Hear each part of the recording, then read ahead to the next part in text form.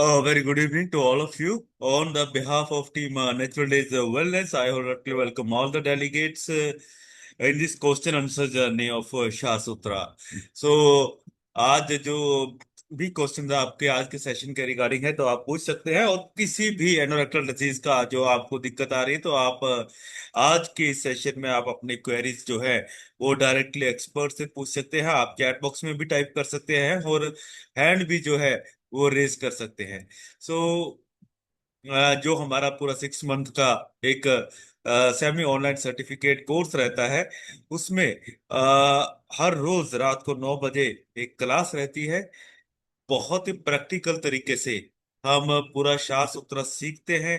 आज पूरे भारतवर्ष में हजारों ही डॉक्टर्स साफ सुथरा सीख करके उसको प्रैक्टिकली रुगन सेवा में इम्प्लीमेंट कर रहे हैं। और आप अपनी डेली की जो क्वेरीज होती है वो इस लाइव क्लास में आप पूछ सकते हैं, केस डिस्कशन कर सकते हैं। Now the chat box is open and आप अपना क्वेश्चन चैट बॉक्स और अपने आप को अनम्यूट करके पूछ सकते हैं। Thank you.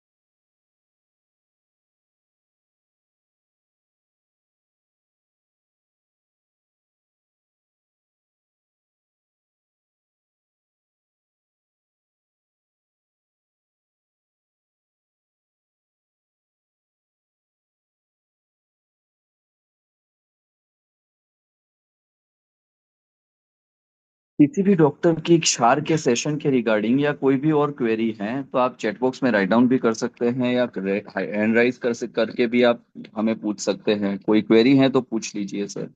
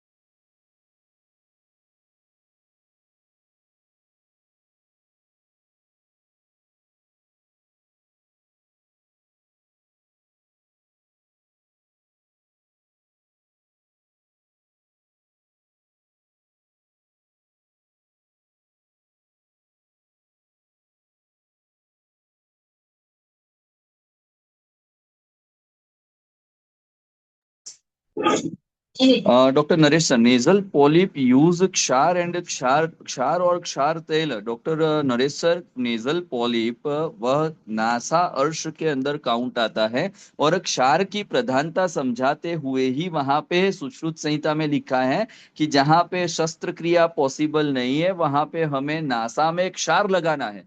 तो नेजल पॉलिप का क्षार कर्म करना पड़ता है, क्षार कर्म करने से ही उसमें रिजल्ट मिलता है और उसके साथ साथ क्षार तेल का नस्य उसके बाद देना पड़ता है।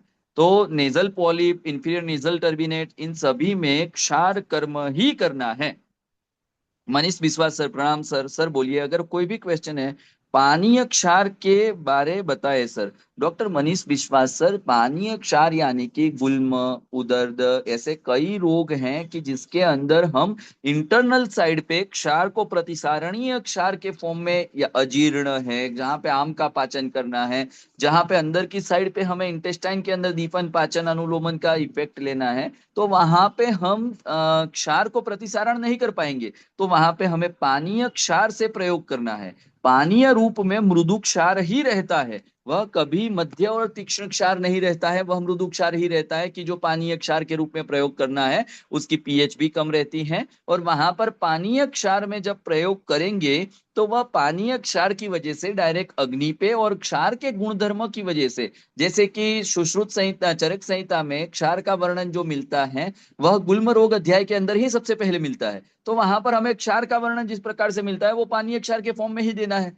तो उसके लिए पानीय क्षार यानी कि पेनेट्रेशन जिसका हम माउथ के द्वारा कर सकेंगे वह क्षारीय औषध, तो उसको हमें उस प्रकार से मैनेज करना है अकॉर्डिंग टू व्याधि। वह मूत्रल इफेक्ट आएगा, अश्मरी हर इफेक्ट लाएगा, जो क्षार के गुण बताए हैं वह सभी के सभी कृमिग्न इफेक्ट लाएगा, एब्डोमिन के जो कृमि है उसको नाश करेगा। तो इस प्रकार से पानीय क्षार का हम उपयोग कर सकते हैं। अगर आप में से किसी भी मरीज डॉक्टर को अगर कोई भी क्वेरी है तो चैट बॉक्स या फिर आप खुद को ब्रांड नेम सर आपको मंगवाना पड़ेगा, वो ब्रांड नेम नहीं आएगा। पानीय क्षार के अंदर जो पेटेंट रहती है, जैसे कि हम एक पेटेंट यूज करते हैं अश्वामृत सिरप, तो उसमें क्षार द्वय का पानीय क्षार, सूर्य सर्जी का क्षार का पानीय क्षार रहता है। उसके बाद हम एक यूज करते हैं कैप्सूल यूज करते हैं, उसके अंदर क्षार द्वय आता ही है। तो उस प्रकार से ब्रांड नेम नहीं, लेकिन वो पेटेंट फॉर्म में कॉम्बिनेशन में आएगा, सिर्फ पानीय क्षार नहीं आएगा। कोकिलाक्ष क्षार वगैरह कई कंपनी बनाती भी है कि जो हम गॉल ब्लेडर्स के स्टोन के वगैरह के लिए यूज करते हैं, लेकिन वो बनवाना पड़ता है, उस प्रकार से होता है। किसी भी डॉक्टर की कोई क्वेरी है सर, वो हम बनवाते हैं वह कैप्सूल।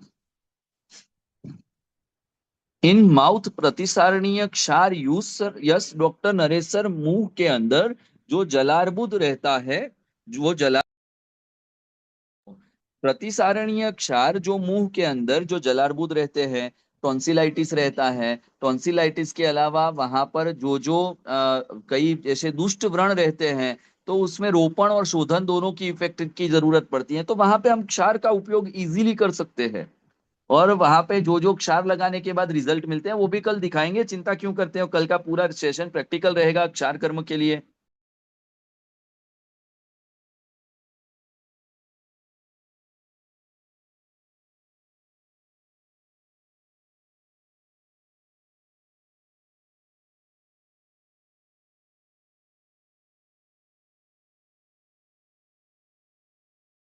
बात करिए sir, in case of track of fistula is not complete, what to do?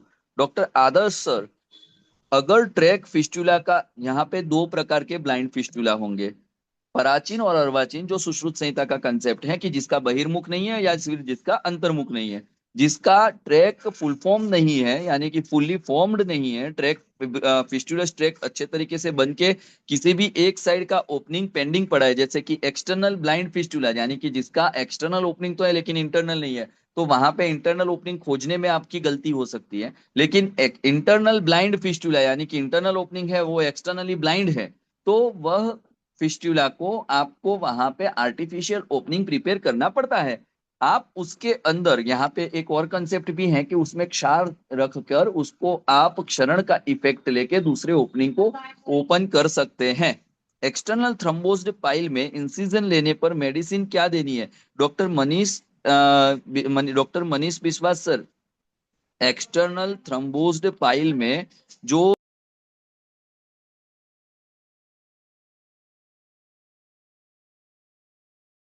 External thrombosed pile के अंदर इंसिजन के बाद आपको, अगर आप आयुर्वेदा का दवाई लिखना चाहते हो तो एक्सटर्नल थ्रम्बोसिस के पाइल के अंदर आपको वहां पर कैशोर गुगड़, त्रिफला गुगड़, सप्तविंशति गुगड़ और उसके साथ साथ एरंडब्रुष्ट हरितकी लोकल एप्लीकेशन के लिए कोई भी कुलोन है या एनकेर है वैसा कोई भी ऑइंटमेंट वहां पर दे सकते हो। और अगर आप मॉडर्न मेडिसिन से मृदु विरेचक, नित्य विरेचक वहां पे कंफर्म देना है, हर रोज देना है। और उसके साथ साथ हमें वहां पर लोकल एप्लीकेशन के लिए जात्यादि वगैरह का व्रण शोधन, व्रण रोपण का वहां पर देना ही है ताकि आपको व्रण में अच्छा रिजल्ट मिले।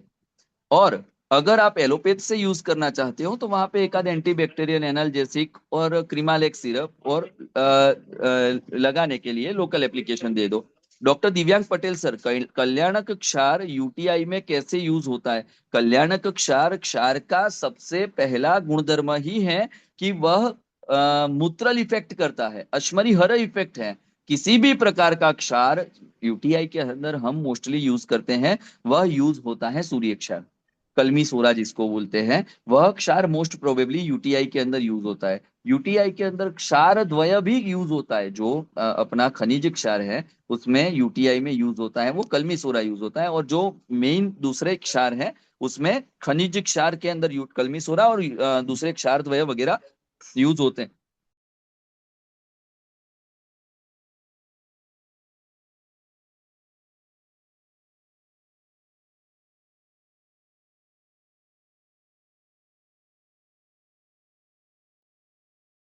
सॉरी, मैं आपको थोड़ा मुझे बंद करना पड़ा। कल्याणक क्षार से ज्यादा अच्छा है यूटीआई में कलमी सोरा, सूर्य क्षार वहां पे यूज होता है। क्षार द्वय भी कई सिरप्स में यूज होता है, कई इंग्रेडिएंट्स में यूज होता है। सर, हाइपर एसिडिटी में एक पेशेंट में अविपत्तिकर, कामदुधा, मुक्तापिष्टी, यष्टि मधु, आम्लकी, भुन्नी बदी से 100% रिलीफ नहीं मिला, तो ऐसे पेशेंट में sir, doctor Neetu Gupta madam देखिए, कभी कभार ऐसा हो सकता है कि जो दीपन पाचन जरूरी है वहां पे आप शीत प्रशमन ही यानी पित्त प्रशमन, पित्त का शमन ही कर रहे हो, तो कभी कभार हाइपर एसिडिटी का कोज ढूंढ ना रखो। ऐसा नहीं है कि वह सिर्फ एक ही चीज से होता है कि पित्त का शमन करने से आपका ठीक हो जाएगा। वहां पर हाइपर एसिडिटी का जो कॉज है, मरीज का पूरा वृत्तांत लो, उसको क्या क्या तकलीफ है वह पूछो और उसके बाद आगे बढ़ो। एक्सटर्नल थ्रम्बोज्ड पाइल में क्षार सूत्र कर सकते हैं डॉक्टर मनीष विश्वास सर। एक्सटर्नल थ्रम्बोज्ड पाइल को हमेशा रक्तज ग्रंथि की, जिसको शस्त्र सूची और जलोका लिखा गया है, तो वही करना है। क्षार सूत्र बंधन कभी पेरिएनल एरिया में एक्सटर्नल के लिए न करें, वहां पे पेन वगैरह ज्यादा होगा, तो उसको अवॉइड कीजिए। कर सकते हैं लेकिन अवॉइड कीजिए।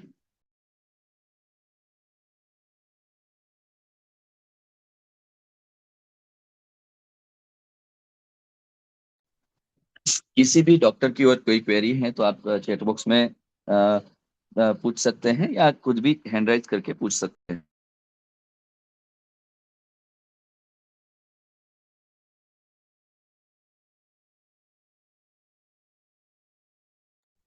कभी कभार हाइपर एसिडिटी में डॉक्टर नीतू गुप्ता मैडम ऐसा भी हो सकता है कि उसका, जैसे कि जी जंक्शन का वॉल लूज है और ऊपर की साइड पे जब भी सो जाता है, तो उसको डेली उसकी रूटीन लाइफ है उसकी भी पूरी हिस्ट्री लिया करो। Doctor Shivam, hello sir, I just watch the pile ligation without anaesthesia.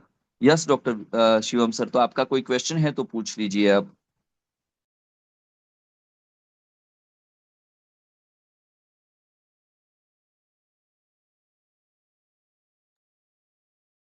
Piles ka in a demo class you did quadri.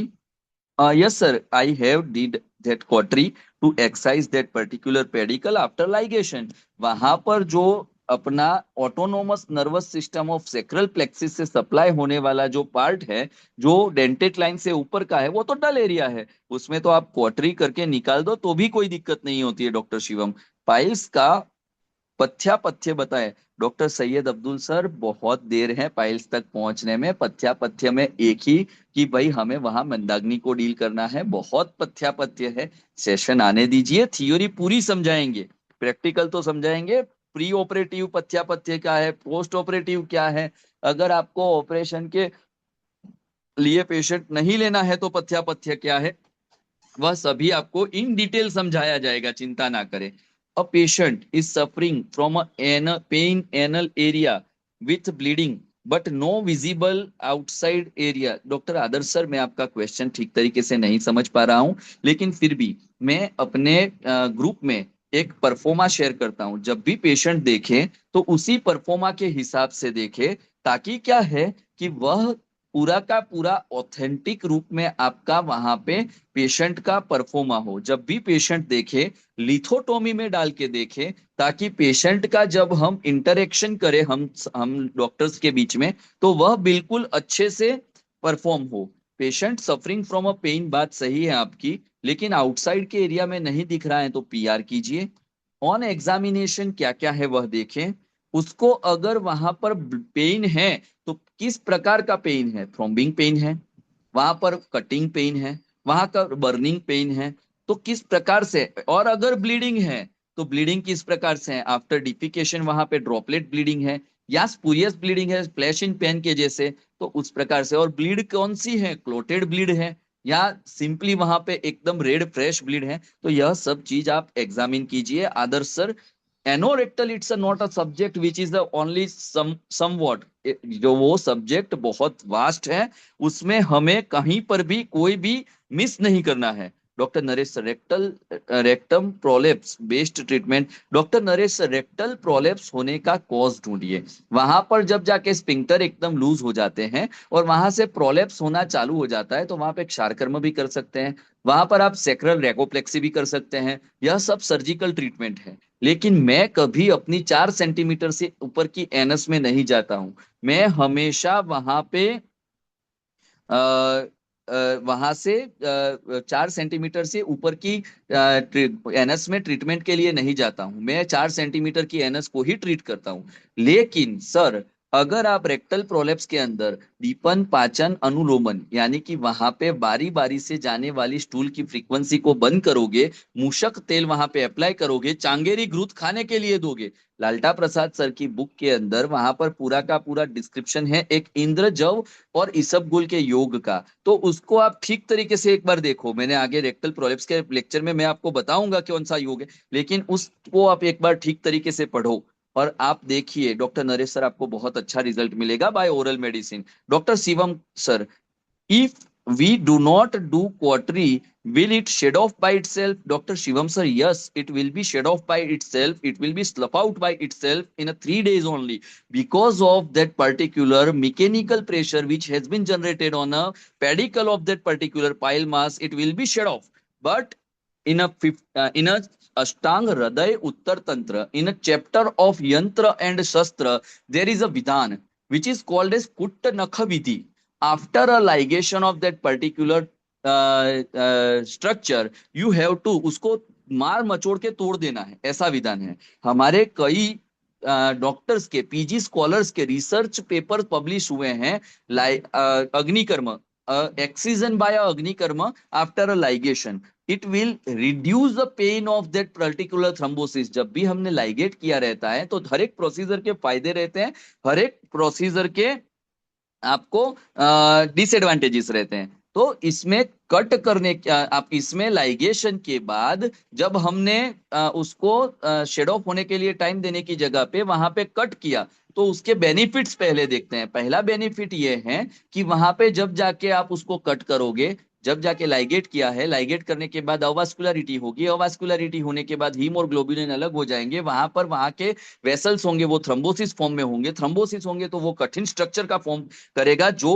Post operative pen के लिए जवाबदार रहता है। लेकिन जब जाके वहां पर आप उसको कट कर दोगे तो वहां पे पोस्ट ऑपरेटिव पेन वहां पे कम हो जाएगा। कम होने के साथ साथ वहां पर उसको कट करने से हमें एक और भी श्योरिटी हो जाएगी कि वहां से ब्लीडर नहीं है, थ्रोम्बोसिस को निकलने का चांस मिल जाएगा, ब्लीडर नहीं है वो हमारा कंफर्म हो जाएगा। अब उसके डिसएडवांटेजेस क्या है कट करने के, वो मैं गिनवाता हूँ। आइडियली अष्टांग हृदय उत्तर तंत्र में लिखा है कि कुटनक विधि करनी है तो हमें कर देनी है, लेकिन नहीं करोगे तो भी चलेगा। कैसे चलेगा कि वहां पे वो तो स्लफ आउट होना ही है, रिस्क क्यों ले।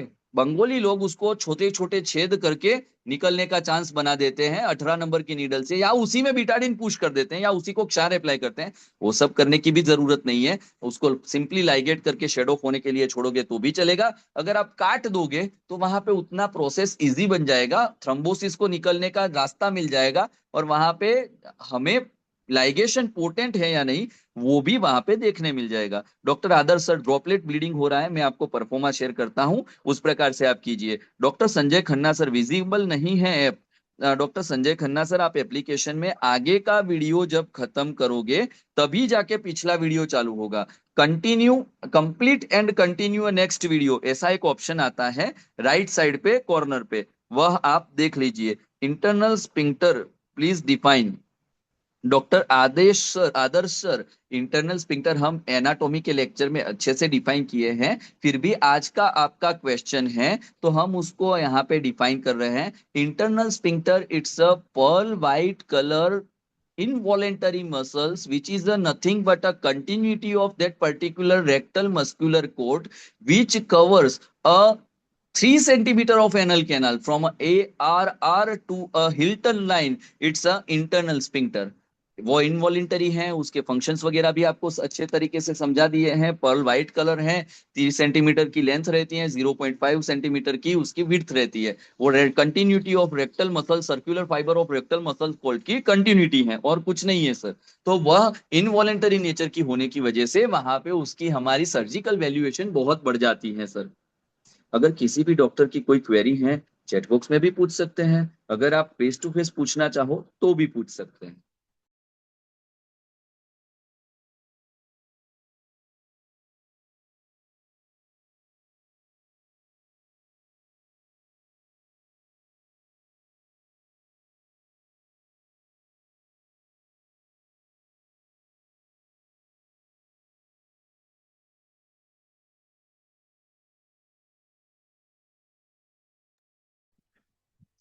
Doctor Sanjay Khanna, doctor Dipesh Kushwaha sir, thrombosed haemorrhoids को कैसे डिफाइन करेंगे सर? एक्सटर्नल है या और कुछ sir? Doctor Deepesh sir, thrombosed haemorrhoid external और इंटरनल दोनों रहते हैं। इंटरनल हेमरोइड्स में भी थ्रम्बोसिस कभी कभार होता है, जब जाके इंटरनल पाइल वहां पे ब्लीडर छोड़ देता है और वह वहां पे म्यूकोजा से बाहर नहीं आता है, तब जाके वहां पे इंटरनल थ्रम्बोसिस भी होता है। External thrombosed pile will be always covered with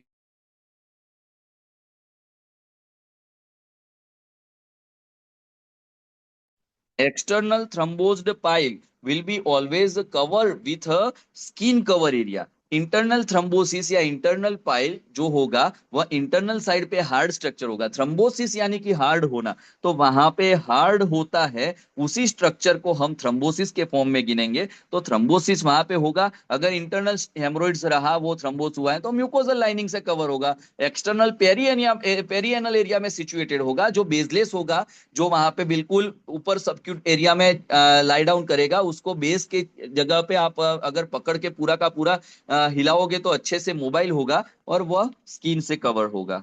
शास्त्र के अनुसार मेडिसिन दे तो भी काम करती है जी पाइल्स में। डॉक्टर संजय खन्ना सर, शास्त्र में पाइल्स के लिए जो जो विधान है वह आपको बताते हैं। भेषज, शस्त्र, क्षार और अग्नि, 4 विधान है सुश्रुत संहिता में, अर्श चिकित्सा में।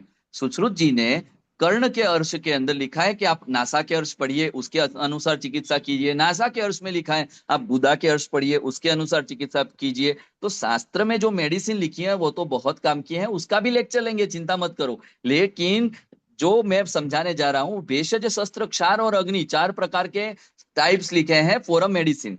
तो सबसे पहला अदृष्ट अर्षाह भेषजम, जो अर्श दिख नहीं रहे हैं, बाहर नहीं निकल रहे हैं, उसको भेषज से शस्त्र चिकित्सा कीजिए। मृदुश्लक्षण प्रसूता अवगाढ़ा क्षार कर्मम, जो मृदु है, श्लक्षण है, अवगाढ़ा है, दृढ़ा है यानी कि अंदर की साइड पे सिचुएटेड है, नए नए हुए हैं, सॉफ्ट है, म्यूकोजल कवरेज है, तो उनको क्षार कर्मम कीजिए। कठिन कर्कश रुक्षाह अग्नि, यानी कि बहुत ज्यादा स्किन कवर्ड है, कठिन है, कर्कश है, वॉट्स के जैसे दिख रहे हैं, जो लकुच और उसके फल के जैसे दिख रहे हैं, उसको अग्नि कर्म से निकालना है। और वहीं पर शस्त्र कर्म के लिए बताया है कि जो बहुत बड़े हो चुके हैं, बाहर की साइड पे आ गए हैं, अवगाढ़ा यानी कि जिसका रूट बहुत डीप सिचुएटेड है, उसको शस्त्र से काट के अग्नि कर्म कीजिए। वहीं पे अष्टांग हृदय चिकित्सा का, अष्टांग संग्रह चिकित्सा का एक रेफरेंस है, छत्राकारे अवगाढ़े तु क्षार सूत्र बंधनम, 26वें चैप्टर में है। तो छत्राकार, जो पाइल्स बाहर की साइड पे बहुत बड़े बढ़ रहे हैं, उसका मूल तनु है, वहां पे क्षार सूत्र को बंधन करना है। Srinu ji, in keloid treatment which is the best option? Doctor Srinu sir, किलो सिटी में अग्निकर्म वगैरह करते हैं, रिजल्ट नहीं मिलता है, हमने कई किए हैं। वहां पे सैंधव घृत का प्रयोग करते हैं, रिजल्ट कभी कभार मिल जाता है लगाने के लिए, लोकल एप्लीकेशन के लिए। लेकिन नेपाल की एक कॉलेज का एक आर्टिकल पब्लिश हुआ था, जिसको धूले वाले मैडम ने भी शेयर किया था। वह था कि जलोकावचरण से किलोसिटी में फायदा मिल सकता है, लेकिन मैंने आज तक किलोसिटी में उतना ज्यादा एक्सीजन से भी फायदा मिलते हुए देखा नहीं है। After ligation of pile can it reoccur? Yes doctor Shahid Abdul sir, piles का लेक्चर आने दो, पाइल्स क्यों बनते हैं वह समझो, पाइल्स के लेक्चर में पूरा का पूरा समझाएंगे कि पाइल क्यों बनते हैं, कैसे बनते हैं। तो उसका जो it's a nothing but it's a varicosity of that particular वेइन, अगर वहां पे पथ्या पथ्य नहीं रखे तो आराम से पाइल दूसरी बार बनने हैं।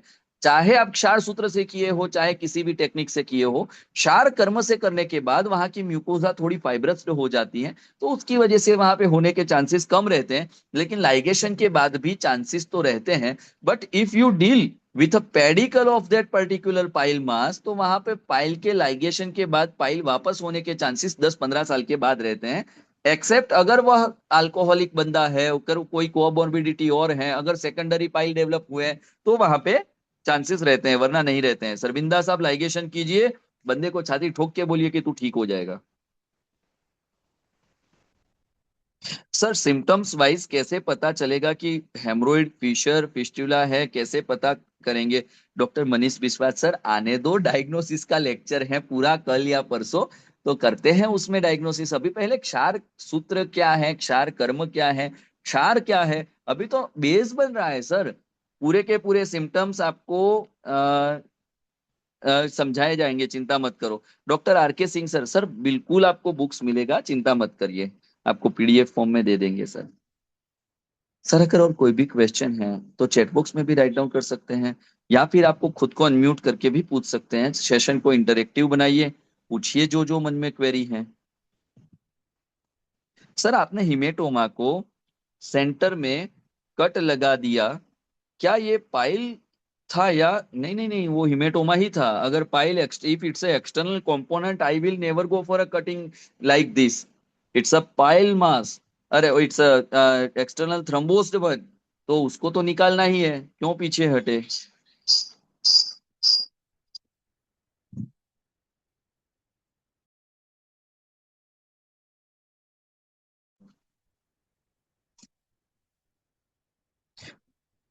अगर कोई भी क्वेरी है तो खुद को अनम्यूट करके भी पूछ सकते हैं सर।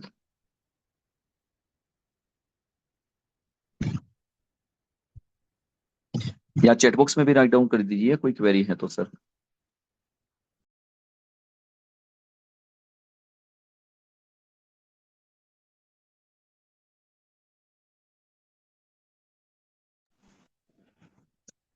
सर क्या प्लेन बीएमएस भी क्षार सूत्र कर सकता है, या पाइल के लाइक ऑपरेशन, पाइल के लाइगेशन या ऑपरेशन?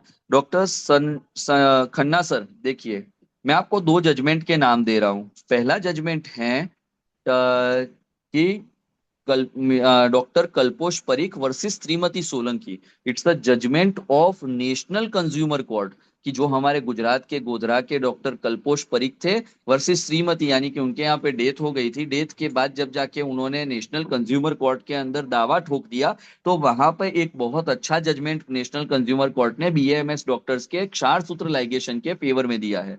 दूसरा एक केस बता रहे हैं कि डॉक्टर विपुल राय वर्सेस श्रीमती कोई है, वह शायद हरियाणा का केस है, और हरियाणा के केस में डॉक्टर विपुल राय सर ने वहां पर लाइगेशन किया था, एक्सपायर हुआ था वह पर्सन। विपुल राय सर को कुछ 6 या 7 लाख रुपए का जुर्माना भरना पड़ा था, लेकिन वहां पर उन्होंने एनेस्थेशिया खुद से दिया था इसकी वजह से, वरना वहां पर भी उस पर्सन को बहुत अच्छे से, जो नेशनल कंज्यूमर कोर्ट ने वहां पर जजमेंट दिया था, he is able to do kshar sutra surgery. तो इस प्रकार से जो मेडिको लीगल होते हैं, तो हम उसमें आपके साथ हैं, कभी भी चिंता ना करें। मेडिको लीगल में प्रॉपर गाइडलाइन देंगे आपको, कोई चिंता ना करें। प्रॉपर एक्ट का भी आगे मेडिको लीगल का पूरा लेक्चर लेंगे, कौन से एक्ट हमारे फेवर में है, हमारा अधिकार क्षेत्र क्या है, वह तो हमें जानना ही पड़ेगा। कोई चिंता करने की जरूरत नहीं है। हिमेटोमा ब्लड रहता है कि मांस? डॉक्टर आर के सिंह सर, नाम ही हिमेटोमा है, it's a clotted blood, nothing else. Doctor Sarvesh Vishwakarma sir, sir polyp का कुछ बता दीजिए कैसे लाएंगे? सर मैंने अभी आपको मैसेज किया कि हम अभी आपको कॉल करेंगे। डॉक्टर सर्वेश विश्वकर्मा सर देखिए, पॉलिप में अगर वह छोटा बच्चा है तो उसको फ्री नोट से लाइगेट कर दीजिए, उसको काटे कूटे कुछ ना करे, बच्चे को बिठाए, संडास जाने की पोजीशन में, उसको बोले कि स्ट्रेन करे। जब बच्चा स्ट्रेन करेगा, पॉलिप अपने स्टॉक के साथ और हेड के साथ बाहर आ जाएगा। उसके स्टॉक के बेस के ऊपर एक फ्री नॉट लाइगेट कर दीजिए, पॉलिप अपने आप नेक्रोस होके गिर जाएगा। 3 नॉट और कुछ नहीं।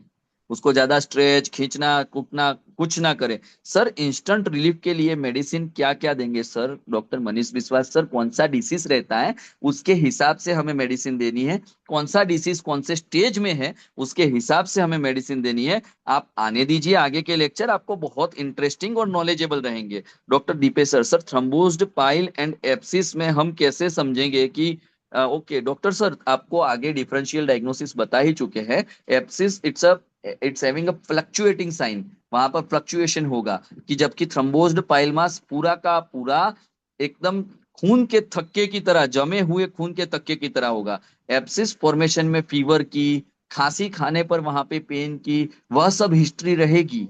वहीं पर टेम्परेचर ज्यादा रहेगा। वहीं पर थ्रम्बोज्ड पाइल मास में टेम्परेचर भी नहीं रहेगा, और वहां पर उतना ज्यादा हिस्ट्री नहीं रहेगा कि वो खांसी खाए तो भी उसको पोस्चर पेन होगा। अगर वह बैठेगा तो ही दर्द करेगा। थ्रम्बोज्ड पाइल मास बेसलेस स्ट्रक्चर होगा। एप्सिस वहां पर एक दूसरे से मूव नहीं करेगा, वो वहां पेरियनल सरफेस पे।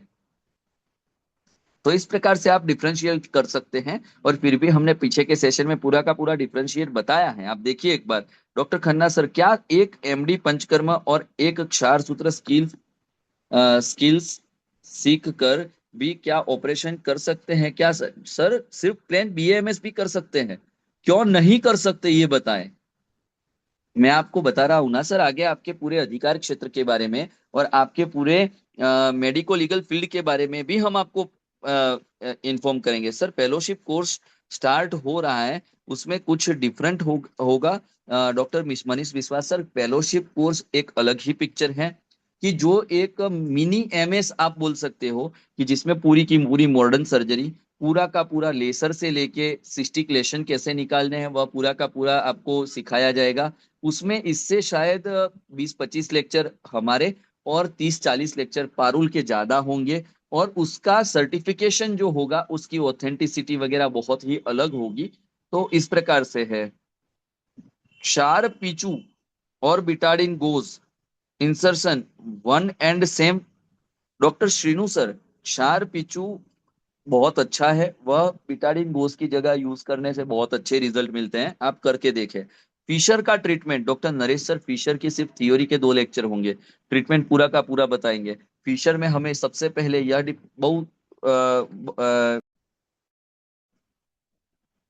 फिशर में हमें सबसे पहले यह डिफरेंशिएट करना है कि विच टाइप ऑफ फिशर। अगर वह एसटीडी से, क्रॉन्स डिसीज से वैसा कोई फिशर है, या फिर वह फिशर ऐसा है कि जो ट्यूबरकुलर ड्रग्स के साथ होने वाला फिशर है, तो उसके अंदर आपको कभी सर्जिकल मैनेजमेंट नहीं करना है।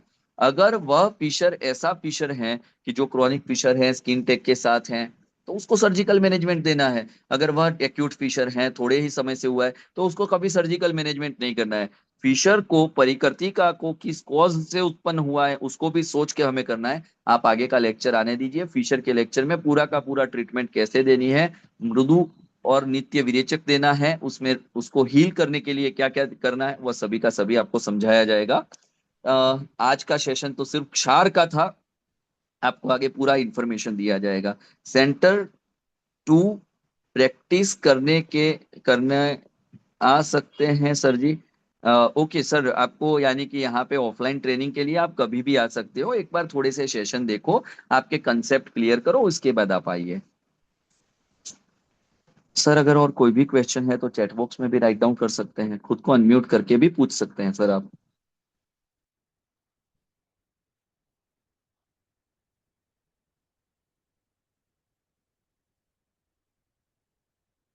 Thank you sir. कोई भी क्वेश्चन है तो चैट बॉक्स में राइट डाउन भी कर सकते हैं, या खुद को अनम्यूट करके भी पूछ सकते हैं। लेकिन सभी पार्टिसिपेंट से एक अपना निवेदन है कि आप हर एक लेक्चर को इन डिटेल देखें। इन डिटेल देखें, एक भी लेक्चर को स्किप ना करें। थियोरी अगर परफेक्ट होगी तो ही आप प्रैक्टिकल कर पाओगे, वरना थियोरी अगर अच्छी नहीं रही तो प्रैक्टिकल के अंदर आपका बहुत नुकसान होगा, आप कर नहीं पाओगे। थियोरी ठीक तरीके से जानो तो ही आप उसको परफेक्ट अंशी से डायग्नोसिस और परफेक्ट अंशी से कर पाओगे। ऑफलाइन कितने दिन तक प्रैक्टिस अलाउ करेंगे आप? या हम चाहे तब तक कर सकते हैं? डॉक्टर खन्ना सर, आप कभी भी आ सकते हो, आपको हम कभी मना नहीं करेंगे, जितना चाहे उतना रह सकते हो, हमें कोई दिक्कत नहीं है। लेकिन आप एक बार अपने पहले कंसेप्ट पूरे के पूरे क्लियर करें, उसके बाद आप आइए। आपका थोड़ा समय जाने दीजिए, एटलीस्ट फाइल्स के लेक्चर खत्म होने के बाद आप कभी भी ऑफलाइन के लिए हमें कॉल कीजिए, हम आपको सपोर्ट करेंगे, कोई चिंता मत करो।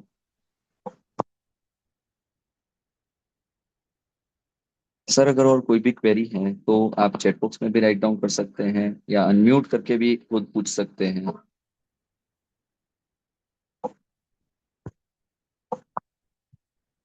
इन a fistula which is a best kshar karma और लाइगेशन? सर फिस्टुला के अंदर क्षार कर्म मैं नहीं करता हूँ, मैं हमेशा ligation and excision he perform करता हूँ।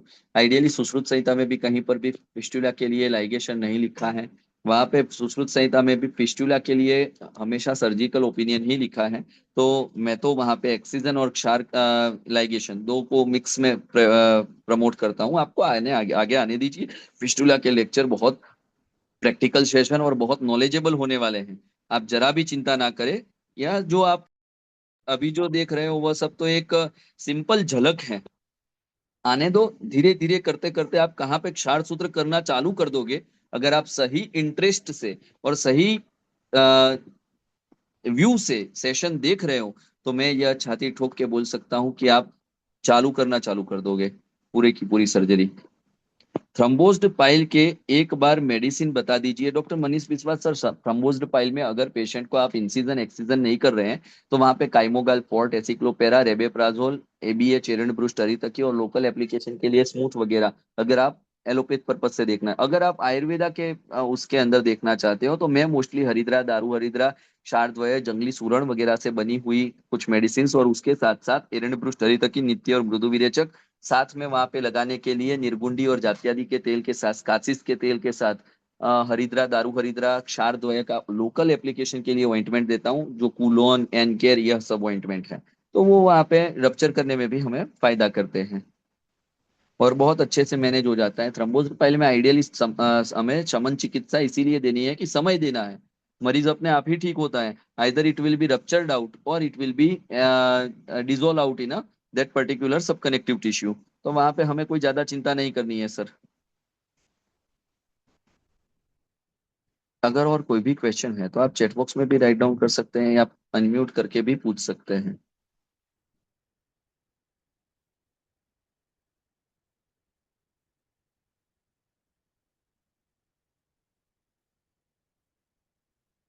अगर आप पाइल का थ्रेड लूज हो जाए या 10 दिन बाद भी नहीं गिरा तो क्या करे सर?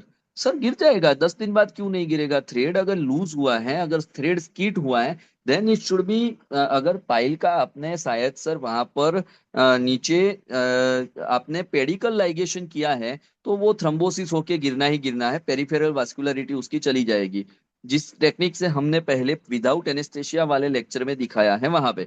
लेकिन अगर आपने वहां पे पेडिकुलर लाइगेशन न करते हुए किया है तो वहां पे थोड़ी तकलीफ हो सकती है, लेकिन फिर भी उसको रिलाइगेट कर दो, उसमें कौन सी बड़ी बात है। लेकिन अगर 10 दिन के बाद भी नहीं गिरता है तो उसको निकालना ही पड़ता है। राधे राधे डॉक्टर आर के सिंह राजपूत सर। सर अगर और कोई भी क्वेश्चन है तो आप चैट बॉक्स में राइट डाउन कर सकते हैं या खुद को अनम्यूट करके भी पूछ सकते हैं। सर पीडीएफ ग्रुप में यस सर, ग्रुप में अपलोड करवाते हैं। आफ्टर क्षार सूत्र एप्लीकेशन इन फिस्टुला कैन लेखनीय द्रव्य गिवन? सर नहीं दोगे तो भी चलेगा, क्षार सूत्र ligation it's a most potent drug, वो मिरेकल है सर। क्षार सूत्र तो बिंदास लाइगेट करो और कुछ नहीं। मॉडर्न को हम कैसे बेस्ट कर सके रखते हैं एनोरेक्टल सर्जरी में, लेकिन सर जी आयुर्वेद एमएस डॉक्टर भी लेसर करते हैं। डॉक्टर संजय खन्ना सर देखिए, अगर आप डेफिनेशन ऑफ आयुर्वेद देखोगे, according to IMCC act, Indian central medicine council act, IMCC act 1970, section number 2H, या फिर आप वहां पर देखते हैं एनसीआईएसएम एक्ट 2020 सेक्शन 2H या W है वहां पे, कि definition of Indian system of medicine it's nothing but it's a with a modern advances. तो वहां पे मॉडर्न एडवांसिस को हमें प्राविधान के रूप में दिया गया है, that you can use that modern advances. और अगर लेसर भी यूज कर रहे हैं तो उसके अंदर हमें चिंता क्या है, वो भी तो अग्निकर्म का ही एक कॉन्सेप्ट है सर। आप लेजर एब्डल्टेशन अगर यूज कर रहे हैं तो वह वहां पे 57 surgeries has been allowed by a central government for a Ayurveda surgeons, then why we have to worry they are using laser or not? We have to we have to concentrate a motive of that particular procedure. अगर आप procedure की motive को अच्छे से वहां पे समझ सकते हो तो बिंदास कोई भी प्रोसीजर अच्छे से हो जाएगी सर। सर अगर और कोई भी क्वेश्चन है तो चैट बॉक्स में राइट डाउन कीजिए या अनम्यूट करके पूछ लीजिए।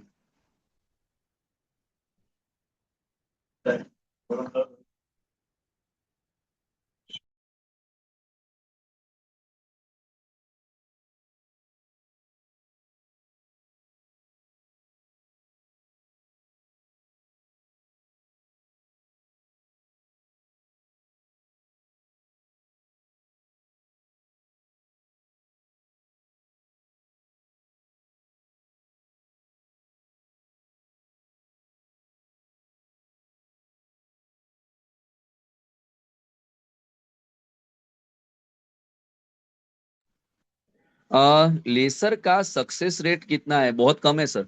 डॉक्टर अब्दुल सर, अगर आपको मॉडर्न एरा के अंदर पेशेंटों से डील करनी है तो उसके लिए ठीक है कि आप लेसर रखो। लेसर का सक्सेस रेट से तो अच्छा है। लेसर का सक्सेस रेट कम क्यों है? क्योंकि उसका कारण है अनस्किल्ड हैंड वाले लेसर यूज करते हैं, इसीलिए है। बाकी स्किल्ड हैंड में जब लेजर यूज होता है तो उसका रिजल्ट तो अच्छे ही है। तो success rate according to patient नहीं देखे जाते, लेकिन आपको जहां पे लगे आप वहां पे यूज कर सकते हैं। वैसा नहीं है कि हम लेजर यूज करने के लिए बोल रहे हैं, लेकिन हमें तो सबसे अच्छा क्षार सूत्र ही लगता है। Easy to perform, easy to patient, easy to do, easy to maintain and not a costly one. तो लेसर वहां पे सक्सेस रेट से देखना बहुत मुश्किल है, क्योंकि अनस्किल्ड हैंड भी लेसर कर रहे हैं आजकल। लेकिन बहुत अच्छे तरीके से मैनेज करना है तो अपनी मिक्स हाइब्रिड टेक्निकों पे जाइए, वह बहुत अच्छा रिजल्ट देता है। कोई भी क्वेश्चन है तो चैट बॉक्स में राइट डाउन कीजिए सर। ओके डॉक्टर साहब, मिलते हैं कल नेक्स्ट सेशन यस में। सर, यस सर, बहुत यस ही सर। अच्छा गुड नाइट सर। गुड हाँ नाइट ठीक सर। है, पूरे का पूरा। तो it's a good great night sir. Session. So मिलते हैं नेक्स्ट सेशन में डॉक्टर साहब। Have nice day. Good night doctor Anand good ji. Night good night sir. To all the participants. Bye bye.